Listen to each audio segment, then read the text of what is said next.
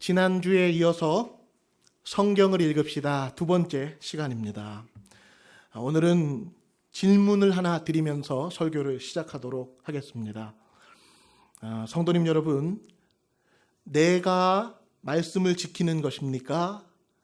말씀께서 나를 지켜주시는 것입니까? 답변을 바로 하시네요. 다시 한번 질문을 드리겠습니다. 내가 말씀을 지키는 것입니까? 말씀께서 나를 지켜주시는 것입니까? 네.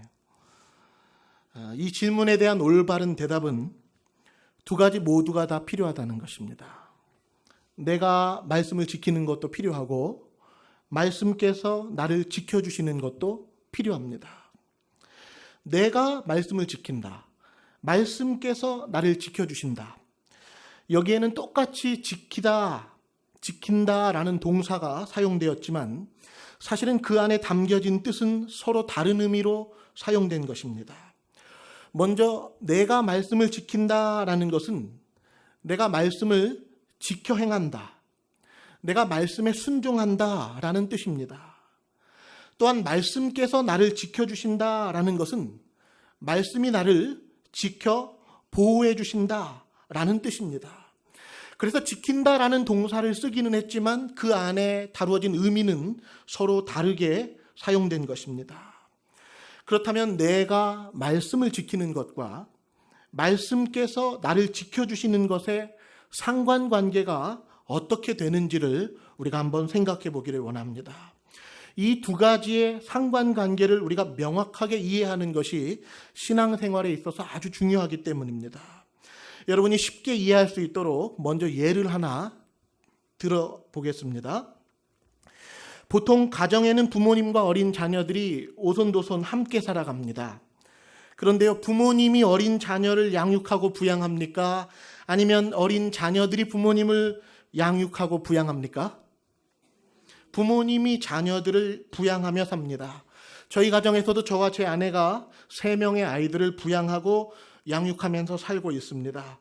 정상적이라면 어떤 가정도 어린 자녀가 부모님을 부양하며 사는 가정은 없습니다. 쌀이나 반찬, 과일이나 간식이 떨어질까봐, 또 수도 전기세가 너무 많이 나올까봐, 가족 중에 누가 아플까봐, 생각지 못한 어떤 문제가 생겨서 어려움을 당할까봐 부모님이 걱정하면서 삽니까? 자녀들이 걱정하면서 삽니까? 부모님이 걱정합니다. 자녀들은 그런 것을 거의 걱정하지 않습니다. 왜 그렇습니까? 부모님이 자녀들을 부양하며 살기 때문입니다. 자녀들은 전기를 아끼는 법이 없습니다. 냉장고를 열어놓고 한참 뒤에 닫습니다. 불을 여기저기 켜놓고 끌 줄을 모릅니다. 샤워를 하는 건지 물놀이를 하는 건지 모릅니다. 반찬 투정을 합니다. 밥도 자주 남깁니다. 옷이 색깔이 마음에 안 든다고 말합니다. 좋은 장난감을 갖고 싶다고 아우성을 칩니다. 집을 순식간에 어지럽히고 치우라고 하면 웁니다. 지저분하게 만드는 이런 모습이 자녀들의 모습입니다. 그러나 부모님은 어떻습니까? 여름이 되기 전에 에어컨을 달기는 해야 될 텐데 가격이 비싸다고 걱정을 합니다. 겨울에 따뜻하게 난방을 하면서 지내야겠는데 기름이나 가스값이 너무 나올까 봐 걱정을 합니다. 아이들에게 좋은 옷 입히고 그래도 좋은 것 먹이면서 지내야 될 텐데 물가가 올라서 걱정을 합니다. 아이들에게 일일이 잔소리하는 게 싫어서 이방 저방에 켜져 있는 불을 몰래 끄고 수도 전기는 부모님만 아끼면서 삽니다. 왜냐하면 가족은 부모님이 부양하기 때문입니다. 따라서 자녀들을 부모님이 지켜주는 것입니까? 부모님이 자녀들을 지켜주는 것입니까? 부모님입니다. 부모님이 자녀들을 지켜 보호해 주는 것입니다. 그런데요, 가정에서 부모님이 자녀들을 부양해 살다 보면 단순히 먹을 것과 입을 것, 의식주 차원의 이런 부양을 넘어서 자녀가 성품적으로나 사회적으로나 바른 인격 또 적응 능력을 형성할 수 있도록 부모님이 많은 부분에 있어서 자녀들을 교육할 수밖에 없습니다. 그래서 부모님의 중요한 역할은 자녀들을 바른 길로 교육하는 것입니다. 따라서 자녀들은 반드시 부모님이 하시는 말씀을 잘 듣고 순종해야 됩니다. 저녁에 자기 전에 반드시 치카치카 양치질을 하고 자야 됩니다. 때가 되면 대소변을 가려야 되고 화장실에서 용변을 볼 때는 주의를 해야 됩니다. 밥을 먹을 때는 돌아다니면서 먹으면 안 되고 음식은 꼭꼭 씹어서 먹고 편식하지 않도록 골고루 먹어야 됩니다. 늦은 밤이 되면 더 놀고 싶어도 이제 장난감 놓고 잘 줄 알아야 됩니다. 어른들께는 인사를 잘해야 됩니다. 옷이 더러워지면 갈아입어야 됩니다. 책을 많이 읽어야 됩니다. 장난감을 무작정 사달라고 하면 안 됩니다. 동생과 사이좋게 지내야 됩니다. 엄마 아빠가 부르면 빨리 대답해야 됩니다. 심부름을 시켜도 짜증 부리지 않고 잘 해야 됩니다. 이외에도 부모님은 수십 수백 가지의 내용을 자녀들에게 교육해야 되고 자녀들은 잘 따라야만 됩니다. 그렇다면 이제 이 두 가지의 상관관계를 한번 보십시오. 먼저 부모님의 역할이 무엇이었습니까? 부모님은 자녀들을 지켜 보호해 준다고 했습니다. 자녀들이 잘 자랄 수 있도록 부모님이 책임지고 부양하며 교육하는 것입니다. 그런데 자녀들에게도 중요한 역할이 있습니다. 그것이 무엇입니까? 자녀들은 부모님이 하시는 말씀을 잘 듣고 순종해야 됩니다. 부모님이 자녀들을 전적으로 부양하고 양육하고 계시지만 자녀들이 아무 역할이 없는 것이 아니라 부모님의 말씀대로 잘 지켜 행해야 하는 책임을 부여받았다는 것입니다. 따라서 가정 안에는 부모님의 역할과 자녀들의 역할이 조화롭게 잘 어우러져야 됩니다. 부모님은 자녀를 잘 지켜 보호해주고 자녀들은 부모님의 말씀을 잘 지켜 순종해야 됩니다. 이렇게 서로의 역할을 잘 감당하는 가정이 좋은 가정, 건강한 가정입니다. 건강한 가정에는 부모님이 자녀를 든든히 지켜 보호해주는 일과 자녀들이 부모님의 말씀을 온전히 지켜 순종하는 일이 톱니바퀴처럼 원활하게 돌아가고 있습니다. 자, 이제 다시 처음의 질문으로 돌아가 보겠습니다. 성도님 여러분, 내가 말씀을 지키는 것입니까? 말씀께서 나를 지켜주시는 것입니까? 이 두 가지가 모두 필요하다고 저는 말씀을 드렸습니다. 그렇다면 이 둘의 상관관계가 어떻게 되는 것입니까? 이 둘의 상관관계는 가정에서 부모님과 자녀들의 관계와 똑같은 것이라고 말씀드렸습니다. 부모님이 자녀들을 부양하고 지켜주시듯이 하나님께서 나를 지켜 보호해 주시고 계시기 때문에, 특별히 하나님께서 그분의 말씀으로 내 영혼을 지켜주시고 계시기 때문에, 그렇기 때문에 우리가 하나님의 말씀을 열심히 지켜 행해야 되는 것입니다. 하나님의 말씀을 지켜 행하는 일이 진심으로 즐겁고 행복하고 영광스럽게 느껴지려면 부모님께서 나를 양육해 주듯이 하나님 아버지께서 지금 나를 지켜 보호해 주신다고 보호해 주시고 계신다는 이런 확신과 영적인 해안이 우리에게 필요하다라는 것입니다. 하나님이 나를 붙들어 주시기 때문에 내가 말씀을 지키는 것이죠. 하나님이 보이질 않으면 내가 말씀을 지켜 행해야 하는 이것만이 남습니다. 이렇게 힘든 삶을 사는데, 이렇게 바쁜 삶을 사는데, 그런데 하나님의 말씀을 지키라고 부담스럽게 느껴지는 것이죠. 세상에서 이 말씀을 지키는 것은 너무 어려운 것 같은데, 그럼에도 우리가 말씀을 지켜야 하는 이유는 하나님께서 우리를 지켜주시고 계시기 때문입니다. 이것이 사실이라면 어떻게 하겠습니까? 하나님께서 나를 불꽃과 같은 눈동자로 바라보고 계시고 내 삶을 정말로 인도해 주시고자 하나님의 강한 손으로 붙들고 계신다면 내가 나의 한 번뿐인 인생을 영광스럽고 존귀하게 될 수 있도록 하나님의 말씀에 순종하는 일이 괴롭고 힘들기만 하겠습니까? 요셉을 보십시오. 요셉은 비록 형들의 시기를 받아서 애굽의 노예로 팔려갔습니다. 그곳에서 노예로 갑자기 전락해서 여러 가지 어려운 일들을 보내야 됐는데, 그럼에도 불구하고 요셉은 자신의 삶을 형통하게 해주시는 하나님을 알아챘습니다. 그래서 비록 노예의 신분이 되었다 할지라도 하나님이 요셉과 함께하고 계심을 확신하고 있었기 때문에 보디발의 아내가 유혹했을 때 그것을 뿌리치는 일이 고통스럽게 여겨지질 않았던 것입니다. 하나님 때문입니다. 보디발의 아내의 유혹을 이길 수 있는 힘이 있어서 요셉이 이긴 것이 아니라 하나님이 너무나도 선명히 보였기 때문에 그 하나님을 거부할 수가 없었던 것입니다. 하나님을 잃어버리면서 보디발의 아내를 취하는 것은 어리석다 여겼기 때문에 하나님 때문에 순종할 수 있었던 것입니다. 다니엘을 보십시오. 지금부터 30일 동안 다리오 왕 이외에 다른 어떤 신들에게든 절을 하면 반드시 사자굴에 던져 죽이겠다고 사람들이 협박과 음모를 꾸며왔습니다. 그래서 목숨을 부지하려면 이런 때에는 몸살이고 조심하는 것이 지혜일 것입니다. 그런데 다니엘은 그럼에도 불구하고 어떻게 합니까? 지금까지 수많은 위기 상황에서 다니엘과 세 친구들을 항상 지켜주셨던 그 여호와 하나님의 은혜를 기억했습니다. 하나님의 신실하심을 기억했습니다. 그래서 지금껏 예루살렘을 향해 창문을 열고 항상 기도하던 이 일을 다니엘은 갑자기 중단할 수가 없던 것이었습니다. 율법적인 행위 때문이 아니라, 기도하라는 명령 때문이 아니라 하나님이 다니엘을 지금까지 보호해 주셨고 여전히 함께하고 계신다는 그 확신이 다니엘에게 있었기 때문에 지금껏 해오던 기도를 쉴 수가 없었던 것이었습니다. 하나님이 선명하게 보이면 그분의 말씀을 거역할 수가 없는 것입니다. 하나님의 선하신 손길을 기억한다면 순종하지 않을 수가 없는 것이죠. 그러나 우리가 왜 순종하기가 어려운 것입니까? 하나님이 보이질 않기 때문입니다.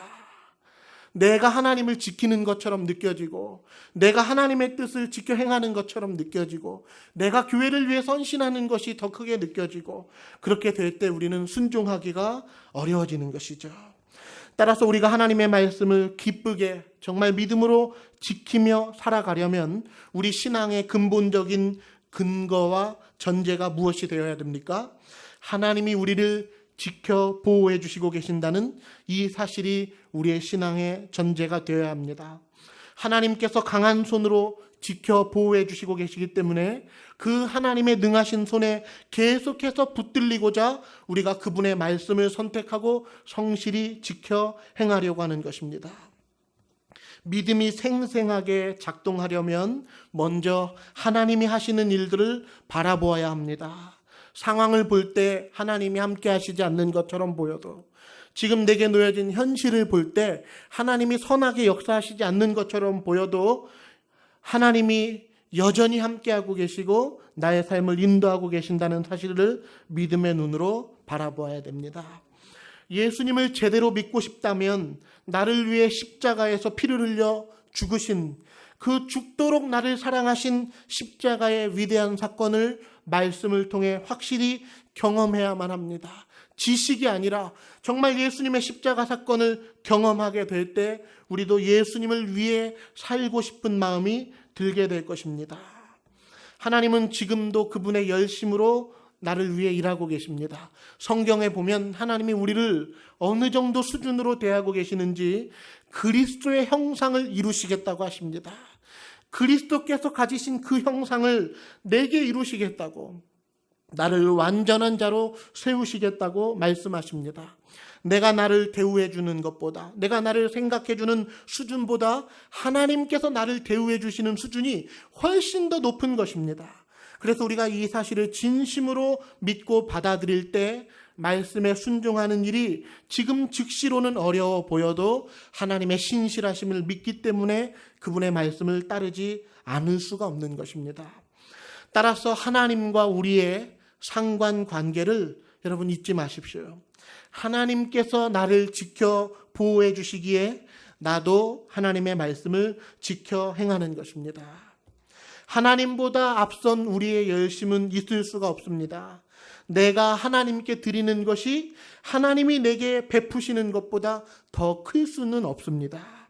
이런 맥락에서 이제 오늘 본문의 말씀을 이어서 한번 생각해 보도록 하겠습니다. 오늘 본문은 신명기입니다. 신명기는 모세가 기록한 모세오경의 마지막 책인데요. 이스라엘 백성들이 아직 광야에 머물러 있었을 때, 그들이 이제 가나안 땅에 이제 막 들어가려고 마지막 채비를 하고 있었을 때 하나님이 모세에게 말씀하신 내용을 기록한 책입니다. 먼저 14절 말씀을 한번 보시겠습니다. 우리 14절을 같이 한번 읽어보겠습니다. 같이 읽겠습니다. 시작. 내가 내 하나님 여호와께서 내게 주시는 땅에 이르러 그 땅을 차지하고 거주할 때에 만일 우리도 우리 주위의 모든 민족들 같이 우리 위에 왕을 세워야겠다는 생각이 나거든. 하나님이 모세에게 이 말씀을 하실 때는 이스라엘 백성들이 여전히 광야에 머물러 있었습니다. 아직 가나안 땅에 발도 붙이지 못했을 때였습니다. 가나안 땅에 가서 그 땅에서 여러 정복 전쟁을 하고 오랜 세월이 지난 후에야 그 땅에서 백성들이 살아갈 수 있었습니다.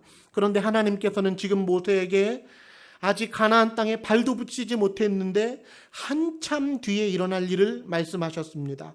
다시 14절의 앞부분을 한번 보십시오. 내가 내 하나님 여호와께서 내게 주시는 땅에 이르러 그 땅을 차지하고 거주할 때에, 하나님이 말씀하신 시점은 이스라엘 백성들이 그 땅을 차지하고 거주했을 때 일어날 일을 말씀하셨습니다. 하나님의 시선은 이미 가나안 땅을 다 정복하고 백성들이 그 땅에서 거주하면서 사는 시간에 맞추어져 있었습니다. 백성들의 현실은 광야였지만 백성들이 가나안 땅을 생각하면 아득하고 과연 그 땅을 정말 정복할 수 있을까? 이런 생각이 백성들의 마음에 있었지만 하나님은 아직 발도 붙이지 못한 땅에 백성들이 거주하며 살 것을 전제로 오늘 모세에게 말씀하셨습니다. 뒷부분의 내용이 무엇입니까? 만일 우리도 우리 주위의 모든 민족들 같이 우리 위에 왕을 세워야겠다는 생각이 나거든. 이스라엘 백성들이 가나안 땅에 살면서 다른 주변의 국가들처럼 우리도 우리 위에 왕을 세워야겠다 하는 생각이 들거든. 이스라엘의 왕을 세울 때에는 이런 사람을 왕으로 세워라 라고 오늘 본문에서 하나님이 왕의 자격 요건을 말씀해 주신 것입니다. 학자들은 이 신명기가 BC 1410년 정도에 기록됐다고 그렇게 추측을 합니다. 그리고 이스라엘의 첫 번째 왕인 사울 왕은 BC 1000년대에 왕이 되었습니다. 이 둘 사이에 약 400년의 격차가 있는데 하나님께서는 400년 뒤에 일어날 일을 오늘 모세에게 미리 말씀하셨던 것입니다. 이스라엘 백성들이 하나님 왕을 만족하지 못하고 우리도 왕을 세워주십시오 라고 요구할 때는 너희가 이런 사람을 왕으로 세워야 한다. 그리고 그 왕은 마땅히 이뤄야 된다. 하나님이 말씀하셨습니다. 우리가 알다시피 하나님은 이스라엘에 사람 왕을 세우시는 일을 좋게 여기질 않으셨습니다. 이스라엘의 진정한 왕은 하나님 한 분 외에는 없기 때문에 이스라엘은 하나님이 친히 왕으로 다스리시는 신정 국가이기 때문에 하나님은 하나님이 왕으로 계셔야 될 자리에 사람이 대신하여 앉는 것을 원치 않아 하셨습니다. 그러나 그럼에도 불구하고 백성들이 하나님 왕으로 만족하지 못하고 계속해서 사람 왕을 세우려 하거든 부득불 사람 왕을 세울 때에는 이런 사람을 왕으로 세우고 세움받은 왕이 마땅히 어떤 모습을 지녀야 하는지를 말씀하신 것입니다. 따라서 오늘 본문의 말씀은 하나님이 바라시는 이스라엘의 왕의 이상적인 모습이 무엇인지를 자세히 알 수 있는 말씀입니다. 성도님 여러분, 만일 성도님들께서 하나님이시라면, 여러분이 하나님이시라면 여러분은 어떤 사람을 이스라엘의 왕으로 세우시겠습니까? 여러분이 하나님이시라면 세워진 왕이 이스라엘을 어떻게 다스려 주기를 바라시겠습니까? 오늘 본문에서 그 내용을 하나님이 말씀하고 계신다는 것입니다. 하나님의 입장에서 한번 생각해 보십시오. 하나님의 입장에서 하나님이 이스라엘의 왕을 세우신다면 하나님은 어떤 왕을 바라실까요? 먼저 15절에 보시면 왕을 세울 때 첫 번째 조건이 나오고 있습니다. 반드시 내 하나님 여호와께서 택하신 자를 내 위에 왕으로 세울 것이며 내 위에 왕을 세우려면 내 형제 중에서 한 사람을 할 것이요 내 형제 아닌 타국인을 내 위에 세우지 말 것이며, 왕의 첫 번째 조건은 반드시 여호와 하나님께서 택하신 자를 왕으로 세우라는 것이었습니다. 이스라엘의 왕은 사람의 생각과 사람들의 선택으로 세워질 수 없었습니다. 반드시 왕을 세우려거든 하나님이 택하신 자가 왕이 되도록 해야 된다고 말씀하셨습니다. 또한 타국인들 중에는 왕이 세워질 수 없다고 말씀하셨습니다. 반드시 이스라엘 백성들 중에 한 사람, 그들의 형제 중에 한 사람을 하나님께서 택하시겠다고 말씀하셨습니다. 하나님이 친히 세우시는 사람을 왕으로 하나님께서 하시겠다고 말씀하셨으니 분명한 사실은 하나님이 보시기에 가장 기뻐하실 만한 사람을 왕으로 세우고자 하셨을 것입니다. 하나님이 보시기에 가장 기뻐하는 첫 번째 사람이 누구였던 것입니까? 사울이었던 것입니다. 그렇다면 하나님이 기뻐하시는 왕의 모습이 무엇인지를 이어서 보시겠습니다.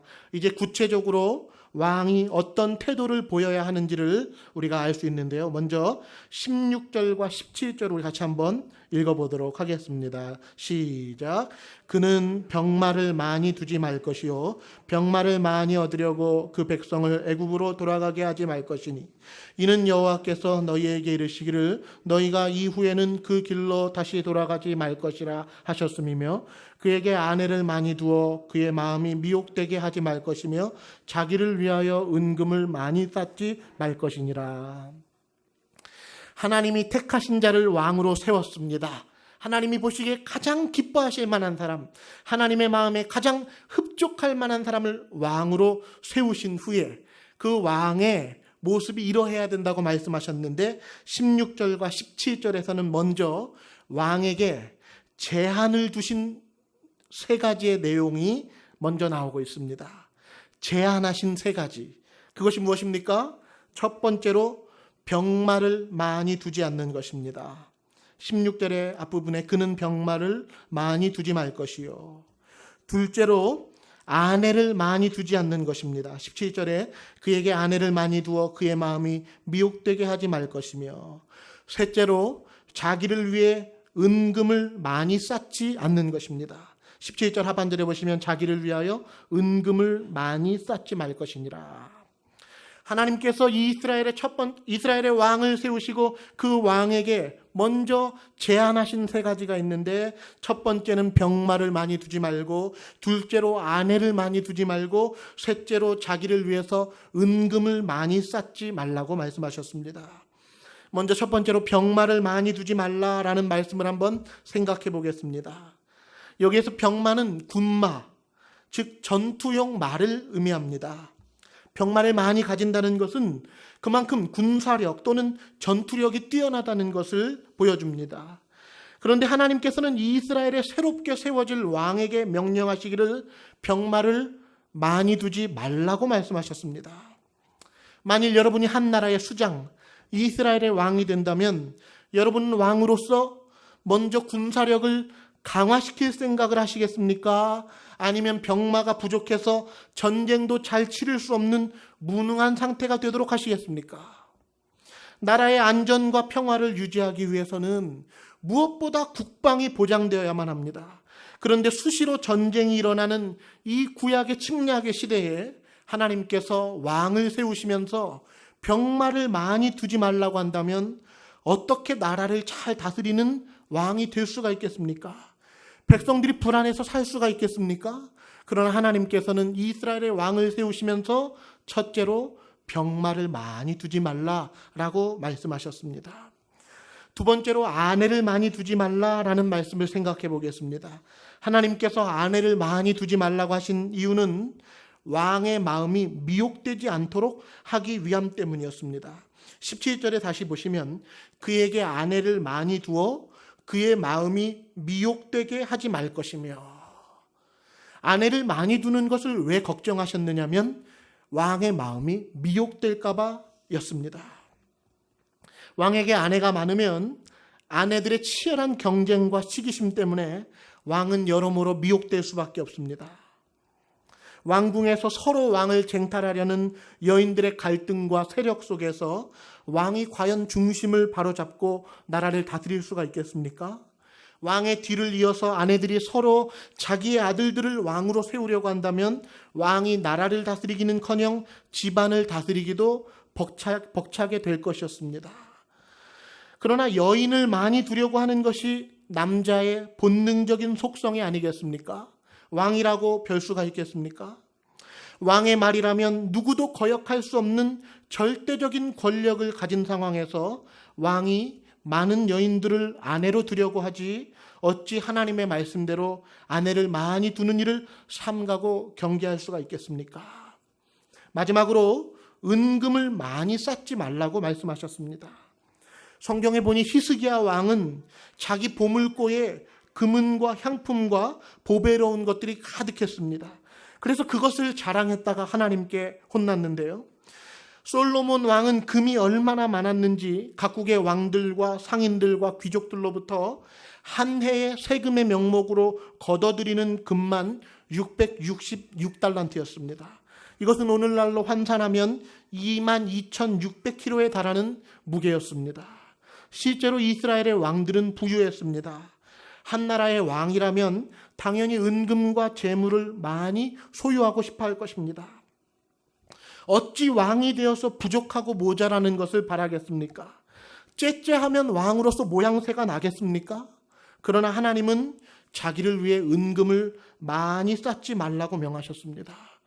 그러므로 정리해보면 군사력도 많이 갖지 말고, 아내도 많이 갖지 말고, 많이 두지 말고, 은금도 많이 쌓지 말라고 말씀하셨습니다. 그러면 이스라엘의 왕은 도대체 무슨 힘으로 살아야 하는 것입니까? 왕이 무슨 재미가 있겠습니까? 이방의 다른 모든 나라의 왕들은 막강한 군사력을 확보하고 아내를 많이 두고 또 왕의 절대적인 권력을 행사하면서 은금 패물을 헤아릴 수 없이 보유하고 살고 있는데 왜 이스라엘의 왕은 돈도 여자도 권력도 많이 갖지 못하게 하는 것입니까? 우리가 언뜻 생각할 때 이해가 되지 않지만 하나님은 왕을 세우시면서 이 세 가지를 제일 먼저 제안하셨습니다. 이번에는 반대로 18절부터 20절까지 왕이 반드시 해야 할 것, 집중해서 해야 할 것을 말씀하셨습니다. 우리 18절부터 20절까지도 한번 읽어보도록 하겠습니다. 같이 읽습니다. 그가 왕위에 오르거든 이 율법서의 등사본을 레위 사람 제사장 앞에서 책에 기록하여 평생에 자기 옆에 두고 읽어 그의 하나님 여호와 경외하기를 배우며 이 율법의 모든 말과 이 규례를 지켜 행할 것이라. 그리하면 그의 마음이 그의 형제 위에 교만하지 아니하고 이 명령에서 떠나 좌로나 우로나 치우치지 아니하리니 이스라엘 중에서 그와 그의 자손이 왕위에 있는 날이 장구하리라. 하나님은 이스라엘의 왕이 세워지면 왕에게 반드시 집중해서 해야 할 것을 한 가지만 말씀하셨습니다. 그것이 무엇입니까? 왕에게 율법서의 등사본, 즉 창세기, 출애굽기, 레위기, 민수기, 신명기까지 이 모세 오경의 복사본을 두루마리에 기록하여 왕에게 전달할 것을 명령하셨습니다. 그러면 왕은 이 율법서의 등사본을 어떻게 해야 됐습니까? 19절의 앞부분을 한번 보십시오. 평생에 자기 옆에 두고 읽어. 성도님 여러분 한번 다 같이 한번 따라해 보겠습니다. 평생에 자기 옆에 두고 읽어. 네, 한 번만 더 해보실까요? 평생에 자기 옆에 두고 읽어. 네. 저는 개인적으로 이 구절이 너무나도 충격적으로 다가왔습니다. 한 나라의 왕, 이스라엘을 다스릴 새로운 왕으로 등극할 자에게 하나님이 명령하신 말씀이 무엇입니까? 두루마리에 기록된 모세 오경의 복사본을 자기 옆에 두고 평생에 걸쳐 읽으라고 하나님 명령하셨습니다. 왕이 하나님의 말씀대로 온전히 순종한다면 이 왕은 아침 저녁으로 율법서를 읽고 또 읽어야 할 것입니다. 하나님은 왜 왕으로 하여금 율법의 말씀을 평생토록 읽으라고 명령하셨을까요? 19절에 이어지는 부분을 보시면 평생에 자기 옆에 두고 읽어 그의 하나님 여호와 경외하기를 배우며 이 율법의 모든 말과 이 규례를 지켜 행할 것이라. 하나님께서 평생에 자기 곁에 율법의 말씀을 놓고 읽으라고 하신 이유는 왕이 이 율법의 말씀을 읽으면서 여호와 하나님 경외하기를 배우게 하기 위함 때문이었습니다. 그의 신분은 모든 백성들 위에 왕이었지만 그가 왕으로서 반드시 배워야 할 것은 이스라엘의 참 왕이신 여호와 하나님을 경외하는 법을 배워야 하는 것이었습니다. 그래서 율법의 말씀을 평생에 자기 옆에 두고 읽으며 그 말씀을 읽고 또 읽는 동안에 여호와 하나님 경외하기를 어떻게 경외해야 될지를 배우고 그래서 마침내 율법의 모든 말과 규례를 온전히 지켜 행하는 데까지 나아가는 것, 이것이 바로 이스라엘 왕을 향한 하나님의 마음이었습니다. 왕이 이 율법의 말씀을 가까이에서 하나님의 말씀대로 온전히 지켜 행하기만 하면 20절에 기록된 대로 하나님은 그 왕과 왕의 모든 자손들이 있는 날이 장구하리라고 그렇게 약속하셨습니다. 바로 이것이 하나님이 택하여 세우신 왕에게 요구하신 유일한 한 가지 조항이었습니다. 따라서 오늘 왕의 조건에 나타난 내용을 잘 기억하십시오. 먼저 왕이 삼가야 할 것 3가지와 반드시 해야 할 것 1가지가 함께 제시되었습니다. 군마를 많이 두지 말고, 아내를 많이 두지 말고, 재물을 많이 두지 말 것과 율법의 말씀을 자기 곁에 두고 평생에 걸쳐 읽으며 하나님 경외하기를 배워야 한다고 말씀했는데요. 이것은 시편 1편 1, 2절에 있는 복 있는 사람과 똑같은 말씀입니다. 복 있는 사람은 어떤 사람입니까? 삼가야 할 것 3가지가 먼저 제시됩니다. 악인들의 꾀를 따르지 않고 죄인들의 길에 서지 않으며 오만한 자들의 자리에 앉지 않아야 합니다. 그리고 복 있는 사람이 집중해야 할 것이 하나 있는데 그것이 무엇입니까? 여호와의 율법을 즐거워하여 그 율법을 주야로 묵상하는 자입니다. 우리가 왜 율법의 말씀을 주야로 묵상하며 이 말씀을 집중하지 못할까요? 군마를 많이 두려는 염려 때문에, 아내를 많이 두는 미혹 때문에, 재산을 많이 갖고 싶은 욕심 때문에 하나님의 말씀에 집중하기가 어렵다라는 것이죠. 그래서 하나님께서는 이 2가지를 함께 말씀하셨던 것입니다. 이제 설교를 마무리하도록 하겠습니다. 평생에 자기 옆에 두고 읽어. 이것은 하나님이 어린아이에게 하신 명령이 아닙니다. 한 나라를 다스릴 왕, 이제 왕으로 등극한 사람에게 하나님이 말씀하신 것입니다. 마음이 자고해지고 교만해지기 쉬운 왕에게 하나님은 왕이 해야 할 일이 무엇인지를 말씀하셨습니다. 율법서의 복사본을 평생에 자기 옆에 두고 무수히 반복적으로 읽을 것을 말씀하셨습니다. 읽기만 한다면 깨달을 것이기 때문에, 읽기만 한다면 순종할 것이기 때문에 하나님은 왕에게 율법의 말씀을 평생에 자기 옆에 두고 읽으라고 말씀하셨습니다. 그러나 왕의 마음이 이미 자고해져 버려서, 아니 내가 그래도 이래봬도 한 나라의 왕인데 나더러 이 책을 평생 동안 옆에 두고 읽으라고, 하나님 경외하기를 배우라고 그런 식으로 불쾌하게 여기거나 굴욕적으로 받아들인다면 율법을 읽지도 못하게 될 것입니다. 사랑하는 성도님 여러분, 마음이 겸손해야 성경을 읽을 수 있고 성경을 읽어야 계속 마음이 겸손할 수 있습니다. 자녀를 하나님이 기뻐하시는 왕으로 세우고 싶습니까? 그러려면 성경 말씀을 평생에 자기 옆에 두고 읽을 수 있도록 가르치고 지도하십시오. 그렇게만 한다면 하나님께서 그의 삶이 장구하고 형통하도록 친히 책임지실 것입니다. 그러나 많은 이들이 말씀을 평생에 자기 옆에 두고 읽는 일을 번거롭게 여깁니다. 이것이 신앙의 크나큰 함정이라는 것입니다. 꼭 필요하다면 왜 못하겠습니까? 성경을 읽으십시오. 읽고 또 읽으십시오. 성경을 읽으면서 하나님 경외하기를 배우십시오. 질문이 있을 때 성경에 물어야 됩니다. 위기 상황에 봉착했을 때 성경에 물어야 합니다. 그래서 부모님께서 자녀를 지켜주시듯이 이 성경 말씀이 내 영혼과 나의 삶을 가장 선한 길로 인도해 주실 것을 믿어야 하는 것입니다. 사랑하는 성도님 여러분, 신앙생활은 내가 내 힘으로 말씀을 율법적으로 지키며 사는 차원이 아닙니다. 내가 말씀을 지키고 내가 하나님을 지키는 것이 아니라 하나님이 나를 지켜주시고 계십니다. 하나님께서 말씀을 통해 내 영혼을 지켜주시고 계시기 때문에 내가 그분의 말씀에 순종해야 하는 것입니다.